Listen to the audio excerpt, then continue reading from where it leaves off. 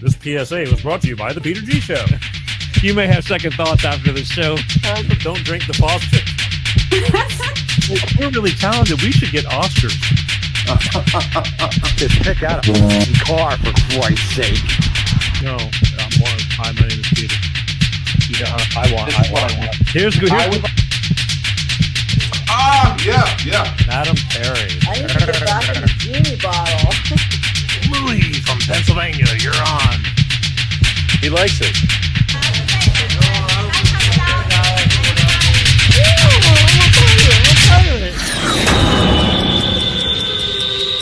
It's showtime.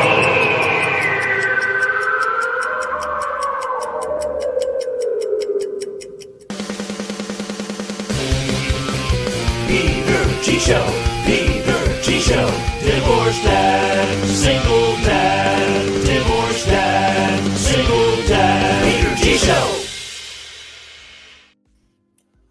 Oh yeah, and showtime it is. Just made it. It's really great to be here too. How the hell is everybody? It's Wednesday, and you know what that means. Life with Peter G, the Peter G Show. Every Wednesday, like clockwork, 6 p.m. Pacific, 8 p.m. Central, 9 p.m. on the East Coast, God willing. And that's a fact. All righty, we got the look. See, I like when people just start showing up. They're waiting for the show. Good evening, Peter G. Good evening, Steve. Love you, buddy. Thank you. There you go. It's that simple. It's that simple. I mean, that takes dedication. I mean, and I'm proud of that. That's why I always say how much I love my audience. The ones that are there, they show up. They put in the work. Thank you. And I know life is busy. Life is really busy. And everybody's hustling. And the ones that go out of the way, and again, those of you who catch the show after the show, I get it. Not everybody can make it when it's time for the show. But as long as you watch, I don't care if it's tomorrow, 3 hours from now, a year from now.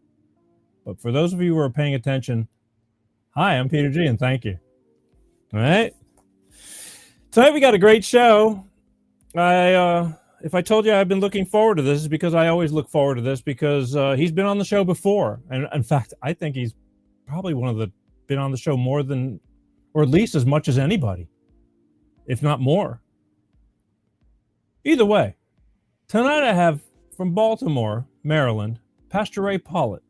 For those of you who are familiar with Pastor Ray, I bring him on as we get close into the holidays and we talk about, well, first of all, Pastor Ray is, he takes care of the homeless in Baltimore. And Baltimore's, you know, it's a challenge. And it's cold. And I remember we started out because it was the winter up there and how they live in the snow in tents and things like that. And like, what we got here? Hello, Peter G. Brian, welcome. Thanks, brother. I like that.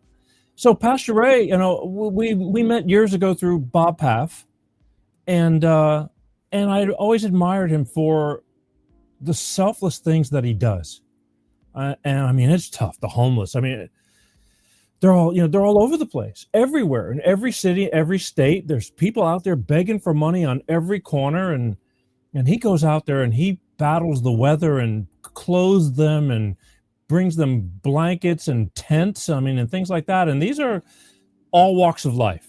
The mentally challenged, the sick, the addicted, the lost, all of the above. And I always admire him because it's more than I could ever do. I mean, I don't know.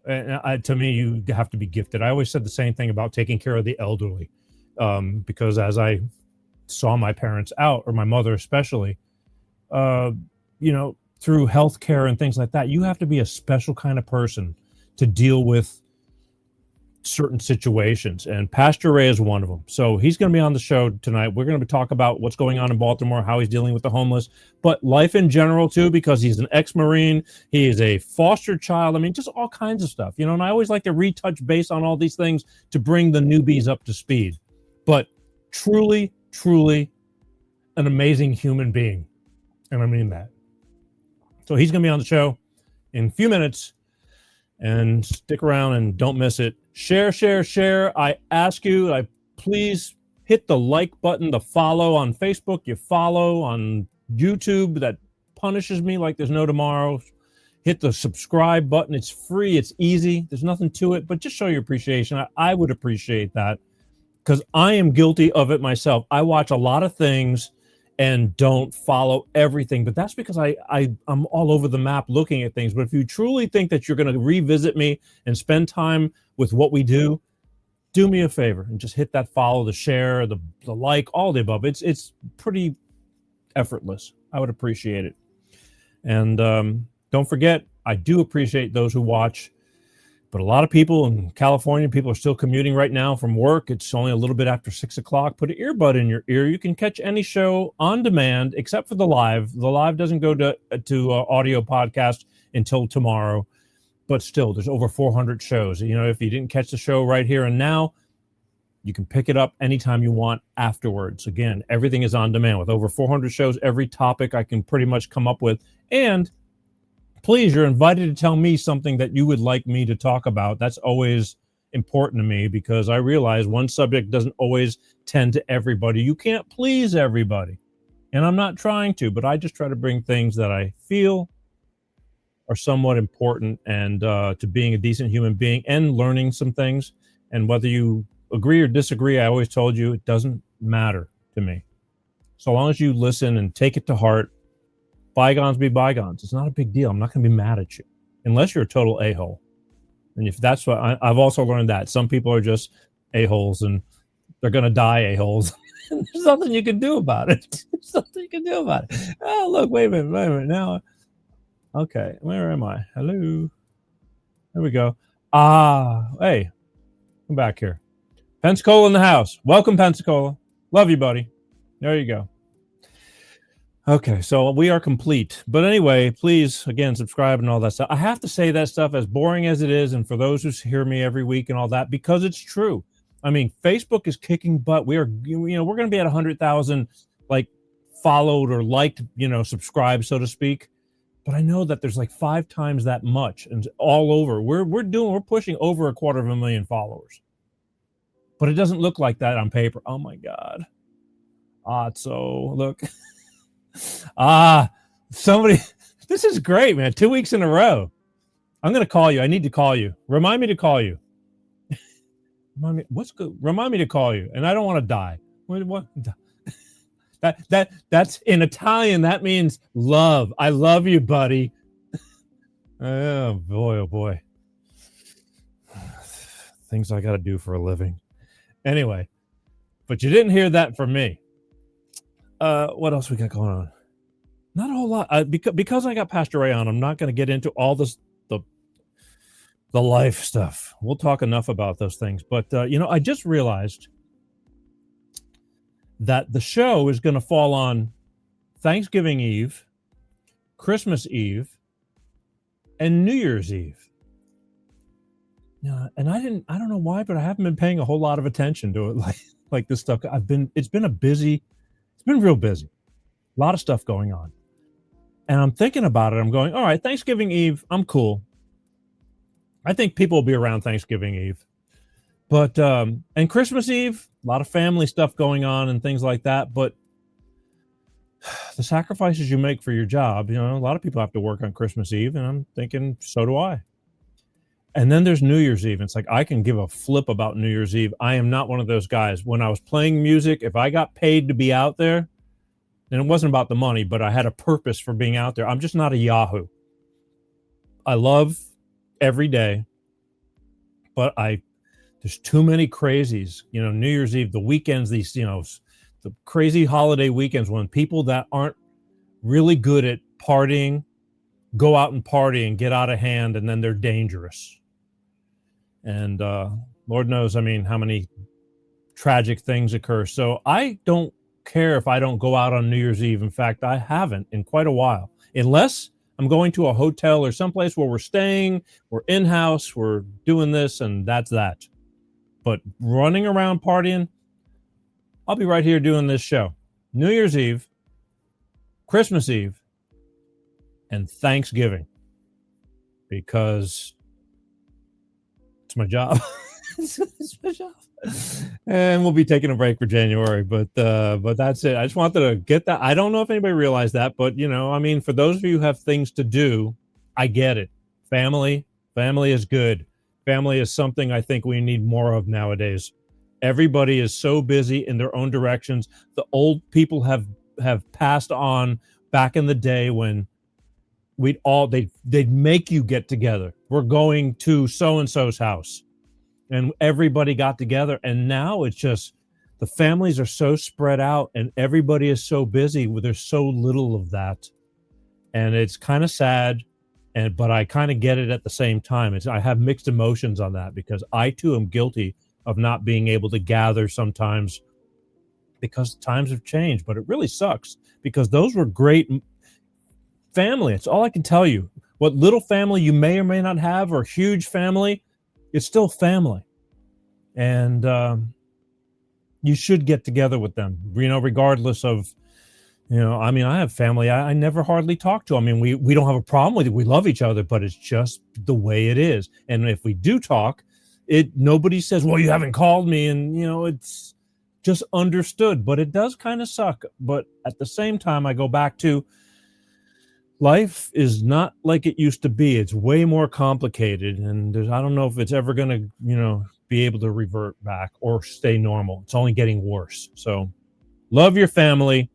Spend time with your family through the holidays. We're going to talk about a lot of this stuff through the holidays. And I'll be on the eves of Thanksgiving, Christmas, and New Year's doing what we do. We'll keep it simple, stupid, and talk about the good and the hardships of, being alone, family, celebrating with family, all the above. Getting through the holidays. How's that? That's kind of my go-to. Getting through the holidays. It's good and it's bad for some people. It just depends.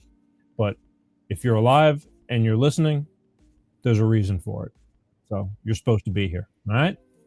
Cool. Anything else? Oh, how can I forget this? One last thing before we switch over. A little bit cold for you down in the south there, people? A little bit cold. We got a little cold snap going on. Winter is approaching. I mean, I was watching the news. They're going, how they make everything and they amplify it times 20. They got to make everything tragic. Cold winter's coming, snaps and blah, blah, blah.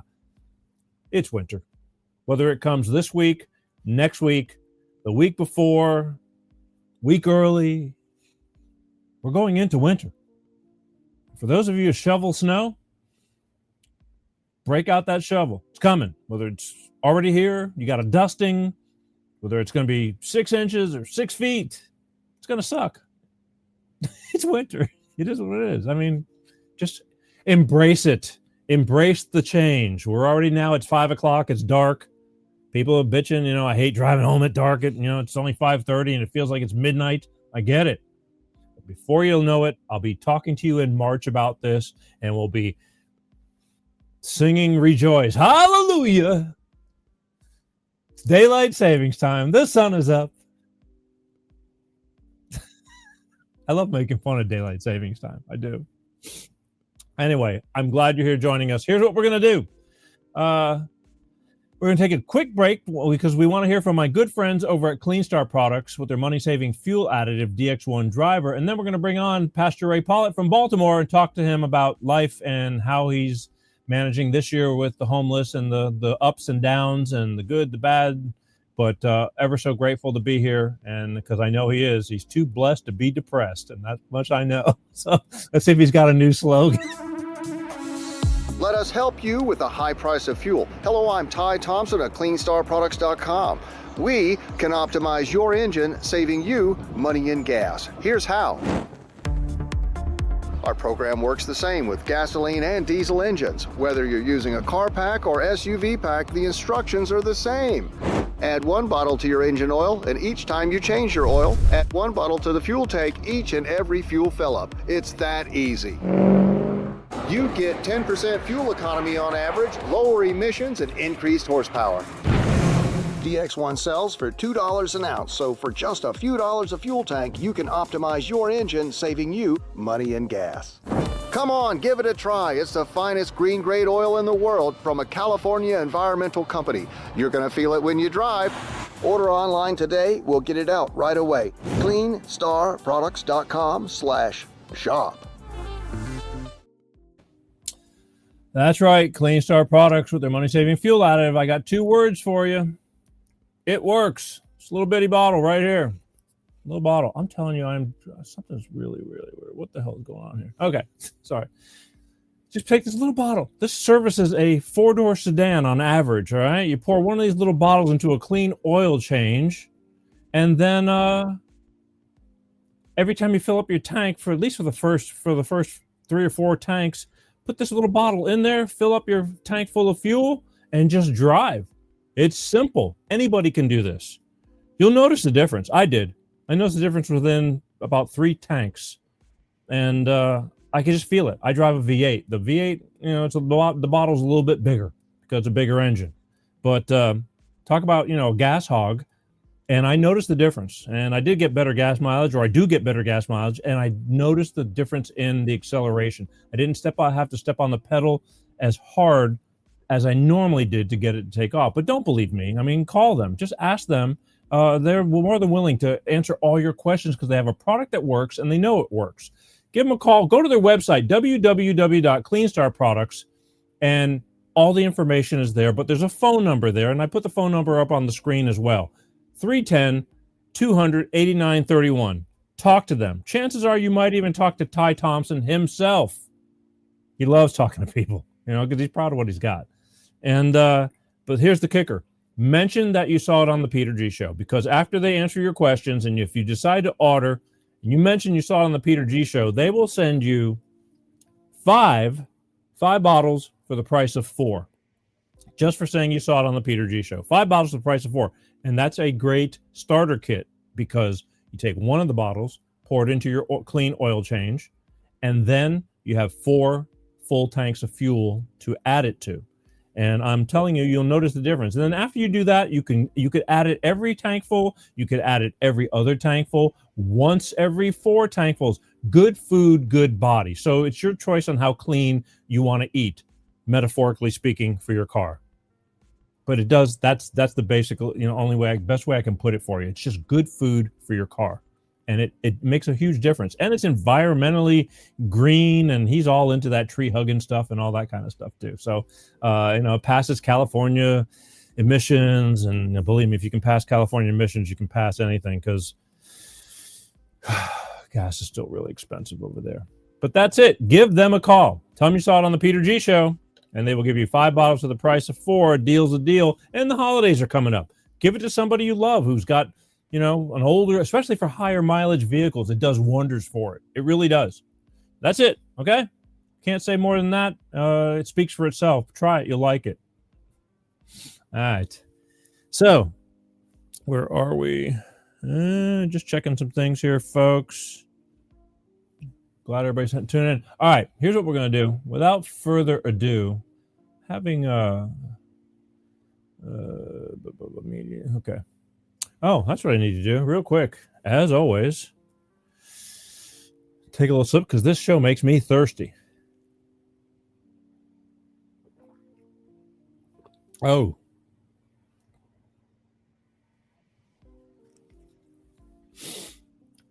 Smooth. Ain't that right, butthead? Smooth.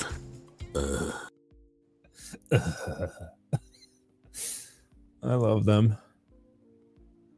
I remember people used to say, how can you watch them? They're so stupid. And I go, yeah. South Park is just killing me. I don't know, if anybody follows South Park, but I get a lot of short clips, and I watch when I can, but yeah, they're raunchy, but yeah, they are over the top genius at the point how they can take, real life scenarios and just stick it to you. It's like, holy crap. I got to keep the humor, because I'm telling you, if we don't laugh, laughing is way better than crying. But I just find them amazing, And again, it shows, because what did I talk about a couple of years ago? Was it about 3 years ago when they got a $980 million deal, to renew? Was it It was no less than that. It was like this astronomical. It was almost $1 billion. South Park. A cartoon. That's how relevant they are. So I always I don't worship money or anything like that, but I do use it as a form of measurement sometimes. Not all the time. Everything has exceptions to the rules, but you know, sometimes you can use money as to how well or not well something's doing. I mean, think about it. Popular stuff costs money. Stuff that's not as good is probably a little bit lesser. But then at the same time, you could have something that's amazing. You know, it's an amazing product that's just not found yet, and it's reasonably affordable. You know, supply and demand, all the above. Anyway, just another fun fact. You're welcome. Don't mention it. All right, without further ado, waiting in the wings, my friend and yours, or maybe new to you, but not new to this show. He's been on several times, and we'll talk about that. But from Baltimore, Maryland, the overseer of the homeless, the shepherd of the lost, I can't put it into words on how special you have to be to do what he does, but he's there and he's doing it, and we're going to talk about it right now. Ladies and gentlemen, Pastor Poellot right here.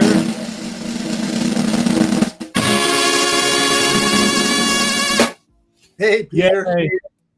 I want to thank you once again for always making it so easy for me when I call you and being so accommodating as to, hey, will you come on my show? Sure, no problem. When do you want me? And boom, you're here. So thank you, man. Thanks for having me.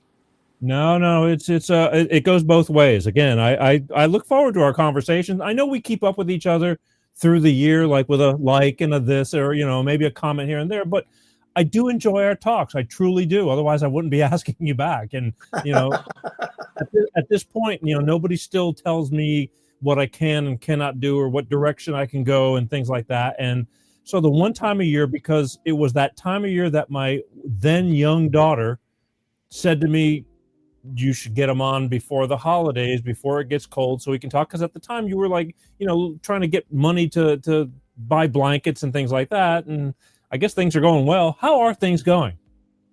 It's a whole different world than last year. It's, you know, the majority of the homeless that we deal with are addicts, but the mental health crisis has grown exponentially.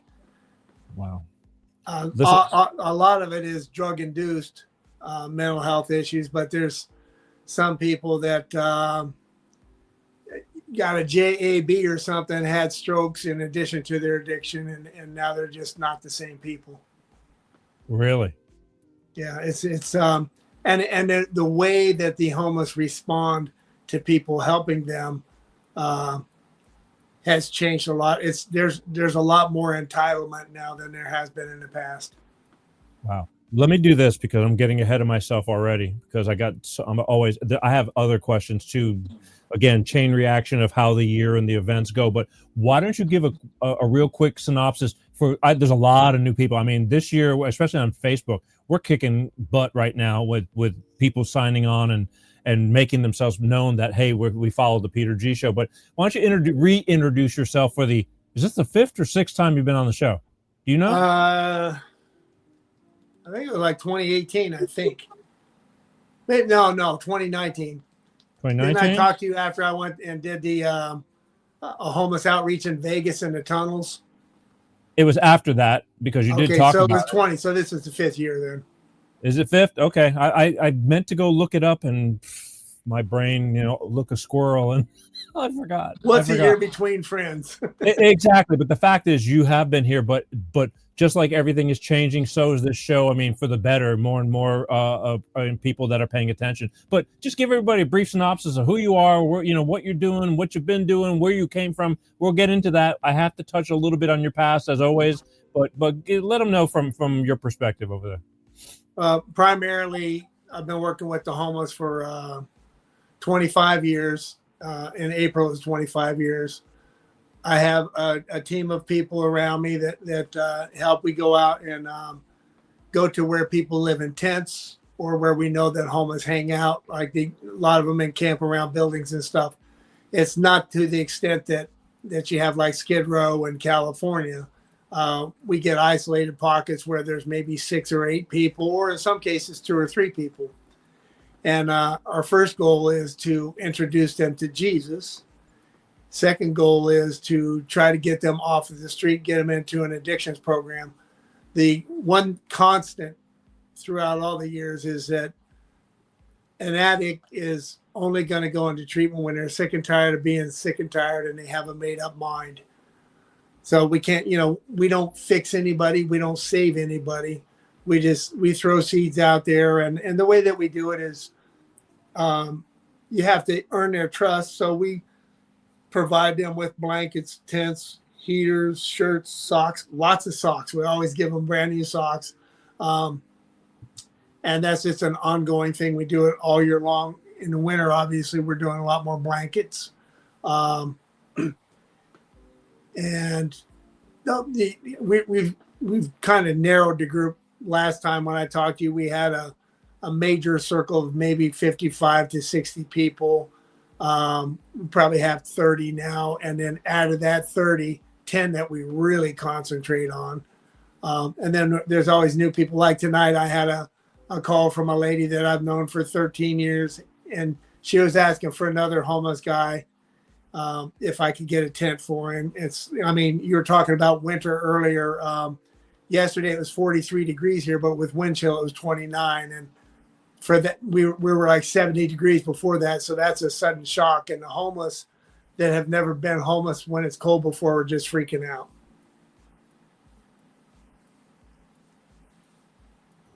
Yeah, I got so many questions, and I don't want to jump the gun with you. Why don't you do me? How many years you been doing this now? 25. 25 years. Yep. But again, I always like telling people, how you kind of drifted toward what you're doing. I mean, what made you, of all things? I just mentioned. I think I mentioned that you were a former Marine. I think I mentioned that earlier in the show. Right. And I know it was the Marine's birthday the other day, and I didn't get to wish you a happy Marine's birthday. And then yesterday was Veterans Day, and again, so you got all your holidays except your own personal birthday right there. But you take that very seriously, though. I do. You do. And again, you were a foster child yourself. You've told in past shows. Right. Yep. So when I was in foster care, I was working at a Pizza Hut, and I was closing the store. And when I came out, there was I come from the long-haired hippie generation, and there was a hippie sitting outside, and it just turns out that he was deaf. And I scared him, and then he started writing notes to me, and we communicated, and he was lost.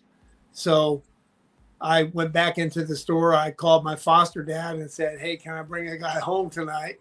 And we brought him home. It was very challenging to, I didn't know sign language or anything. He taught me, how to spell eventually. But within 2 days, we got him reconnected with his family. And that was a lot last I ever saw of him. But as a foster kid, I think I just became a proponent of the underdog. And then because of my spiritual journey, you were talking earlier about loving your family and family. For me, the church is the family. It's like our church is the church without walls. We're not a registered 503c. We're just a group of people that start a church. We literally have it outside. The pictures are on my Facebook page. If it's raining or snowing, we take everybody to IHOP. We always have a meal afterwards, and it was started for the homeless. There could be 5 or 8 homeless, but there's usually about 30 people that come, and everybody just loves on them. We, for me, what I get in all of my studies in the Bible is that you love the Lord your God with all your heart, mind, soul, and strength, and love your neighbor as yourself. Well, your neighbor, a lot of times people like to nitpick who that is. Your neighbor is anybody and everybody. So we just try to love with no strings attached. And, sometimes we do put strings on it because we're human, and I get frustrated and ticked off just as much as anybody. I just I have to bite my tongue and extend grace to people because they're going through things, and everybody's going through things. And like all you have to do is look at our society right now and the amount of hatred. There has to be somebody out there to counter that with love, and that's what we're trying to do. Is just love people, let them feel normal. Like you were talking about the holidays. We used to, for the last several years, we've gone to their camps at night on Thanksgiving and Christmas and taking them hot meals. This year, we're taking them all to the restaurant. And, we'll take them to restaurants that are open those days and have a nice Thanksgiving meal, and try and create a family environment for them. It's got to be challenging when you have people who are like in their own world doing their drugs and things like that. I mean, what about the resistance that you say, you always had quite a collection of people, from the mentally unstable to the drug addicts and things like that. But you're saying it's getting a lot more challenging now. Why is it? Are they getting more dangerous, or I mean, what is going on? Well, the drugs are different. I mean, even now they have the purple fentanyl. I don't know if you're familiar with that. It's twice as lethal. It's twice as lethal as fentanyl, and Narcan doesn't work on it, so you can't revive somebody. But more importantly is the attitudes behind the people. It's like, what are you going to do for me? And like, there's this one fella that we brought him to church a few times, and he was really responding well. And when we're learning his story, he won't go into treatment. This is his story. Well, my brother's out here and he's really struggling. And his brother really was struggling far worse than him. And his dad is ill and in the shelter. So this is like a generational thing. And I have seen parents and children die out here, all from the same things.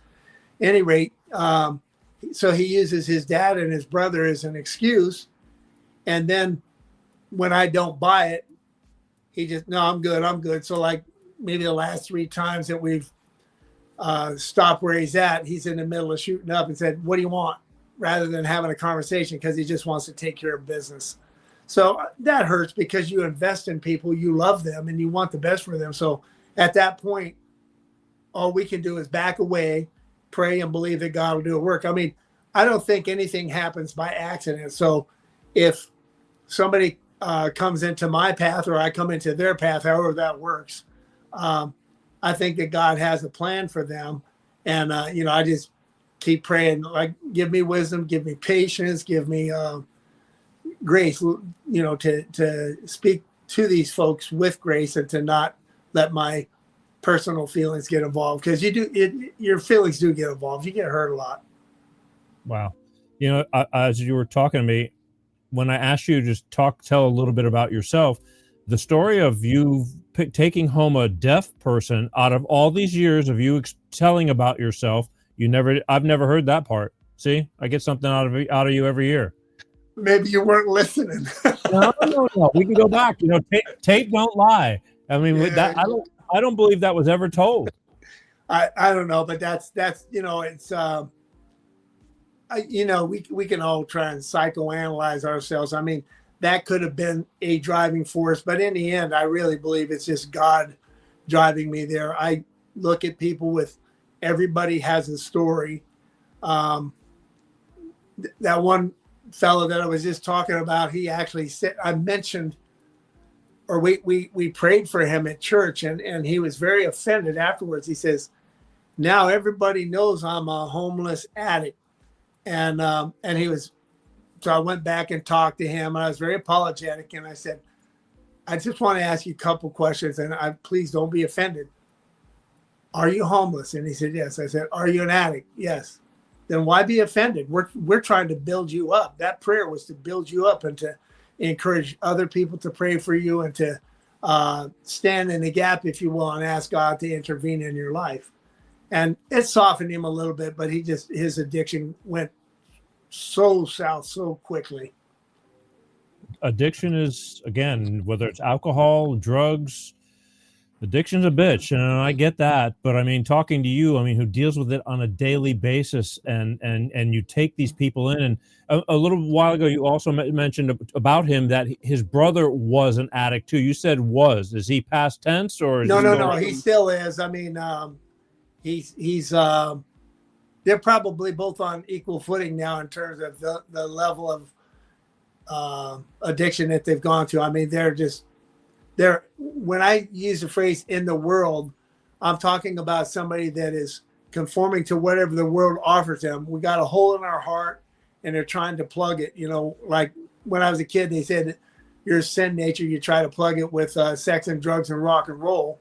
Well, people will use drugs, they'll use anger, they'll use pornography, whatever, to find satisfaction.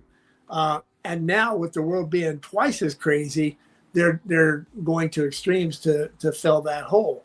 We're trying to introduce them to Jesus so that they can be filled with love, joy, peace, you know, what we call the fruit of the Spirit, things that turn a life around.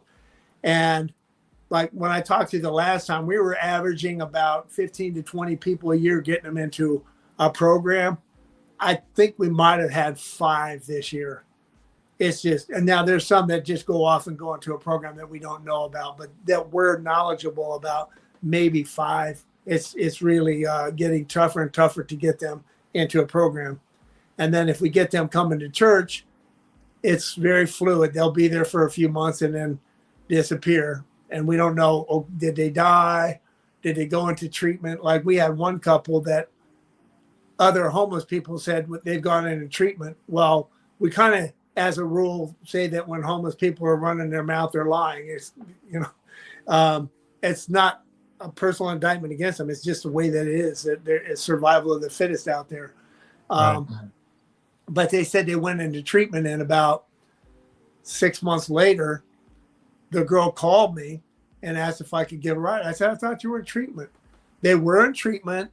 They slipped up. They had a bottle in their room. They took one drink. They got busted and put out. But to their credit, they had me give them a ride to their grandfather's. And then next day, they're going back into another program. So at least they were working on it. They were sick and tired of being sick and tired. Okay. And I see you brought into my last year's Peter G-ism about so long as there's you know, I to my defense, I did say so long as there's sex and drugs, I could do without the rock and roll, you know. So I did give up one vice. You know? I remember that. Yep. I could have had all 3, but I broke it down to 2, and you know, and the famous Mick Jagger here, I can't get no satisfaction. But drug, you know, addiction is a bitch for well, those. even if you took, Peter, if you took away the word addiction and just plug it in with, and what you just said, Mick Jagger, I can't get no satisfaction. 95% of the world can't get no satisfaction, and they're trying desperately to fill it. Even the insanity that you're seeing in the world with all the hatred and the political divide and everything, it's people looking for something. I try to go out and tell them, hey, you want purpose? I can introduce you to somebody that's all about purpose, that has a plan for your life. And that, you know, like if I'm talking to a server in a restaurant, I have more success with servers in restaurants than I do anywhere else, because you know, like we have men's group on Monday night, we go to the same restaurant, so I get to see different servers all the time. But when it comes to the homeless and the addicted, they think that they're in a special category. Well, sin is sin. If this is the temple of God and I'm defiling it intentionally, that's sin. But I can't go out there and, well, I could, but repent, you sinner. You know, it's like, that's not my style. I'm not judgmental. I try to love people to Jesus, because I know that Christ died for me, that he loves me. And that's the most important thing in my life. And I just want to share that, because as a result of that transformation in my life, I have a level of love, joy, peace, meekness, temperance, long-suffering, self-control. Those are what they call the fruit of the Spirit. There's 9 of them. That flows through me, and I just have this peace that like you're going in the middle of a storm, and you can still find peace. When you're dealing with people that are dying, you can still have peace. And that's just something that I guess maybe I'm addicted to that I want everybody else to be able to take part in that. Yeah, I think the ability to, like, you mentioned political divides and the hatred and all this kind of stuff. I'm kind of fortunate, at least I think I am, that I can talk about these things and not let it and not let it get personal. Right. You know? And there's so many people that I just saw something the other day, yesterday or day before, that like it eats them up from inside. They dwell on it to where they're losing their families or friends and all that because why don't you understand me? Because whatever they believe in or want to believe in, they feel that it's their, it's necessary for them to make sure that you understand it too. And life is full of choices. I mean, good or bad. I mean, so long as nobody's getting hurt, because one thing for sure is all this political crap that's going on is that you and I are not really going to change much of it. I mean, yes, in numbers, I guess we can, but the hatred is not helping it. It's just not helping. I mean, obviously I live on the East Coast, so what's going on in New York is like really out there, and people are afraid in the surrounding areas. But I tell people, you already live in a socialist state in Maryland. I mean, it is what it is. I mean, and there's a lot of states like that, but I'm not in politics. People will try to force their view on you. What we do with homeless is we introduce them to somebody that they can make a choice about, and it's their choice. When you see like, you could just throw out buzzwords.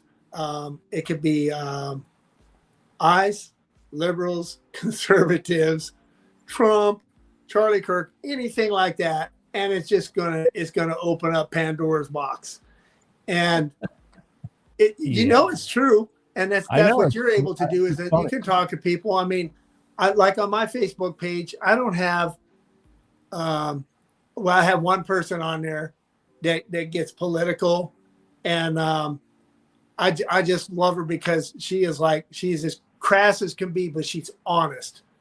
And other than that, I just don't entertain it. I don't have time.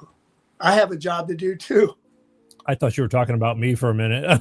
No. Yeah, let me ask you something else. Every year, you have certain people that you get close with that accept you guys, that would come around the homeless and things like that.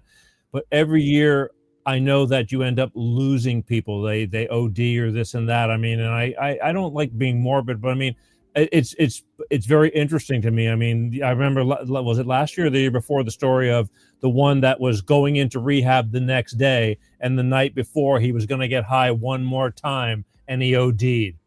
How's that going this year? So this year I had my worst experience ever with finding somebody dead. That was really, this really gentle guy was coming around doing good, and he was a little slow, but he claimed that he was free from drugs and drank a little bit.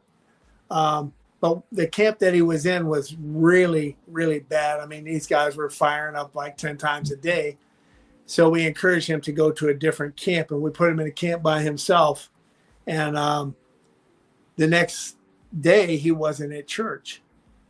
So I was driving, I was about 5 miles away, and I got a check in the spirit that says, go check on Henry. And Henry was dead. And he had been there for a while, and I had to turn him over. And he had been sleeping on a yoga pad, and his eyes were open and in lines from the yoga pad, and he looked like a demon. And it like freaked me out. And I called the police, and they don't even investigate. Oh, he's all these medicines. He's a drug addict, and just, toss him to the side like nobody cares. But he broke my heart, and to see him like that, because for 10 years I was a pastor in a nursing home, and oftentimes I get a phone call that said, hey, Miss Mom Ash is getting ready to pass. Would you come over? And I go over and hold her hand, and sometimes give them permission, say, it's okay to let go. Jesus is waiting for you. And one time there was a lady crawling around on her bed naked, and she was screaming with a very deep guttural groan. And I believe that I saw her wrestling with the devil. She didn't believe in God, and she was resisting, and so those were like the two greatest extremes that I've ever seen. But I mean, death is tragic anyhow, and like when I see somebody die, oftentimes I may do a memorial service if I know the family, but oftentimes they're just gone and it's on to the next person. But then I get the thought of I have to pray for the family that I'll never know. They may not even know what happened to their son or daughter, but when they do find out, they're going to be grieving. And I just pray that somebody's there to. The good side about death is it gives you an opportunity to talk to somebody about hope. And for me, that hope is in Christ. Right. What was last year the one who OD'd right before he was going to go into rehab? Charlie? No. Oh, I don't remember. That's happened so many times. There was I know. Josh. But that was last year's, like I think, or the year before. That was the one of that year that kind of got to you. You know what I mean? Because he was receiving so well, and it's always that just one more time. Yep, just one more high. Yeah, just one more, and that was the end of everything in life. And then you're quickly forgotten, and you become, just a faint memory. Well, then you become part of the global war against fentanyl. That's really all about money. Yeah. Everything's connected, you know. Well, it's always follow the money about everything.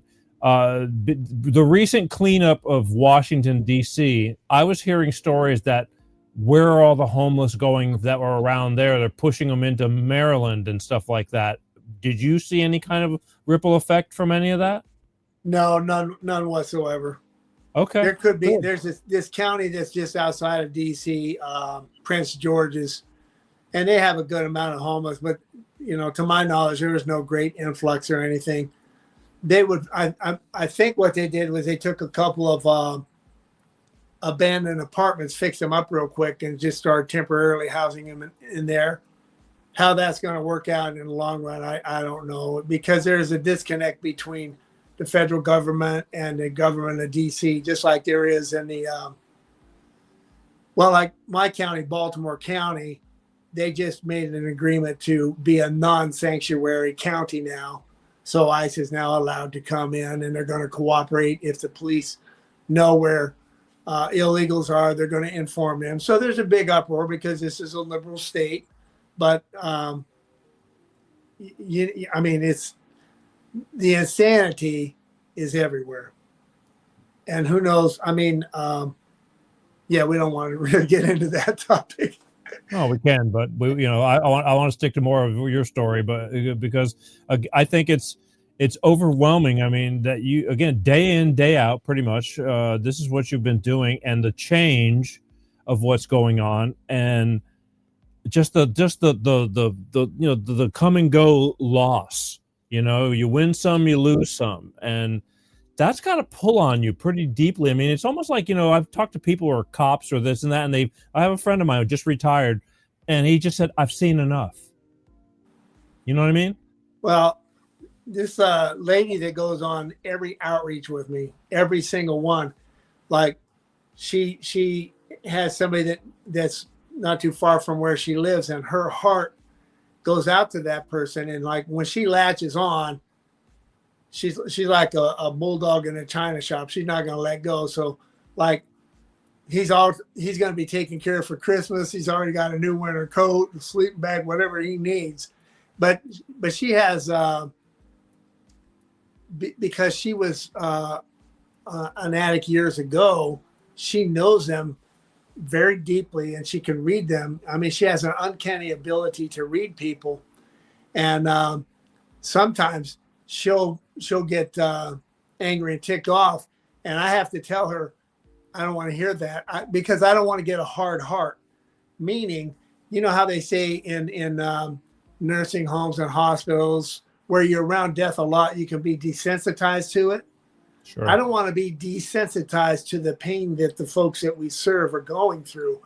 It's important. I don't have to take on their pain.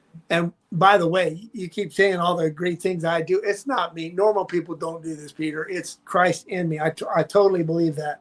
But he puts me where I need to be, because I would rather be home watching a football game than out tending to the homeless, I get it, but here, once again, going back into what I said earlier, it takes a special person that have the qualities or whatever, from however you want to put it. You have to have it in you to go and do it. I am not that guy. I mean, I'm trying to deliver in a different way. This is my way of trying to share awareness or whatever. I mean, because I have a lot of experience with the nursing that's your home. calling, no question, and you're good at it.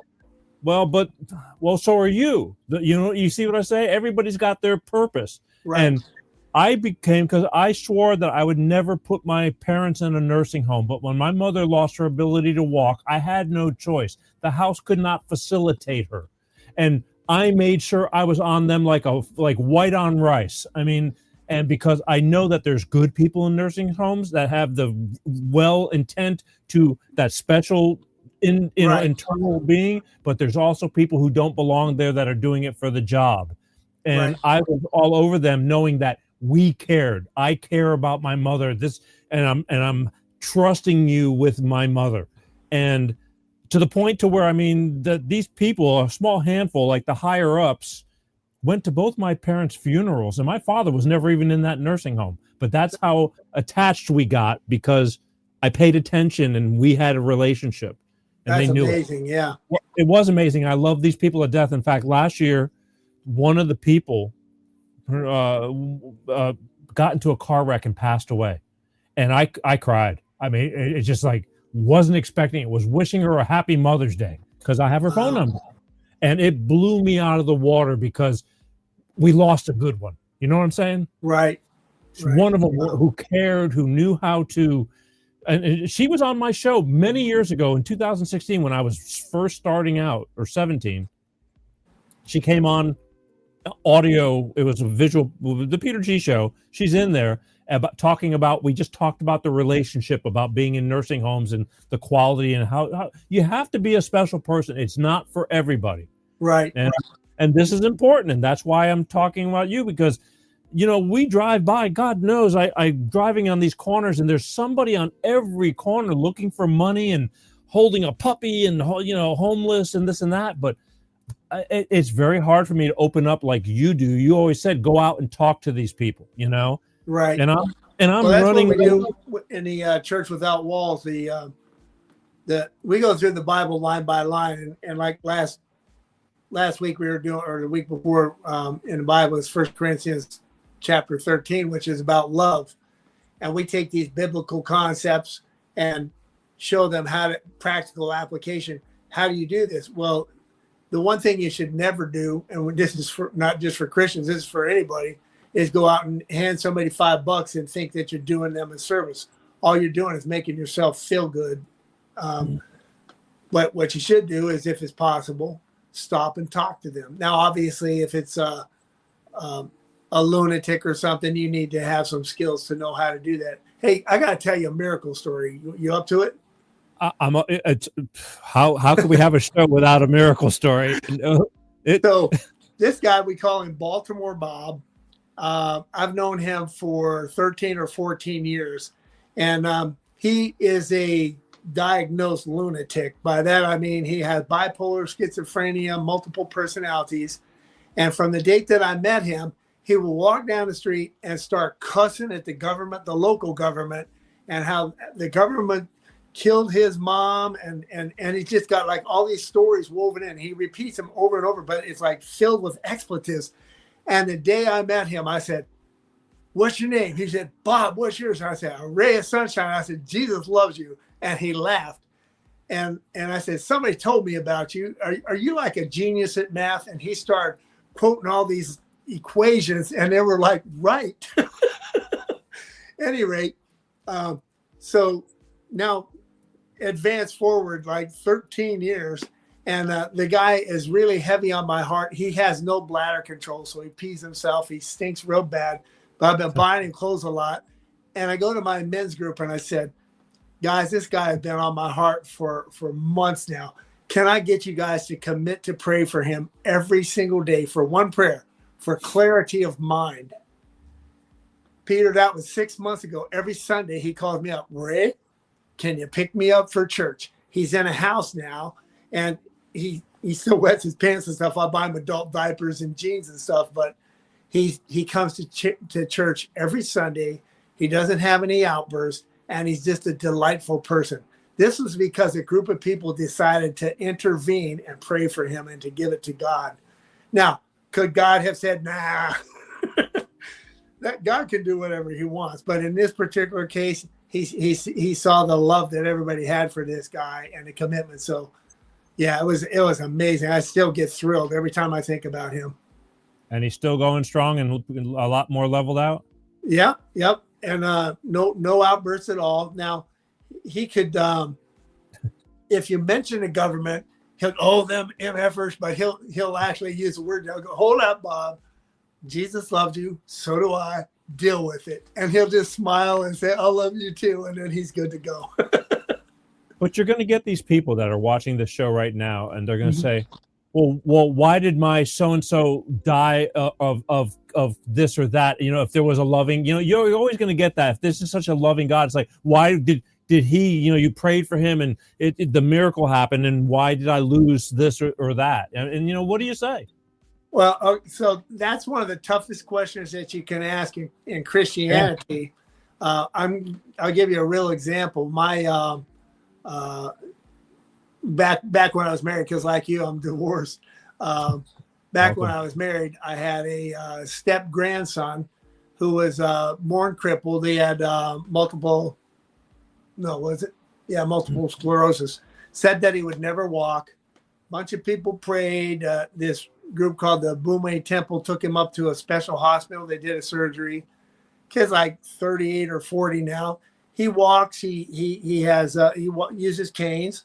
But when he was little, he would fall down. And I went to his mom and I said, what do you do when Zach falls down and everybody comes over wanting to help him and you just tell him to leave him alone? And she said, that's how he learns. And then years later, I asked him, what do you do when you fall down and people come over and they have all this pity on you? He said, I pity them. God gave me this infirmity. And as a result, I've traveled all around the world playing in Special Olympics hockey, Special Olympics basketball. I know people all over the world. I feel like I'm one of the most loved people ever. And that's because of God.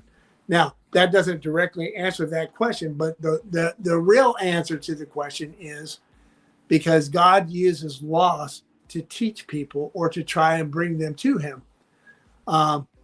If you got real deep, and this is not an answer that people want to hear, but it goes all the way back to the beginning with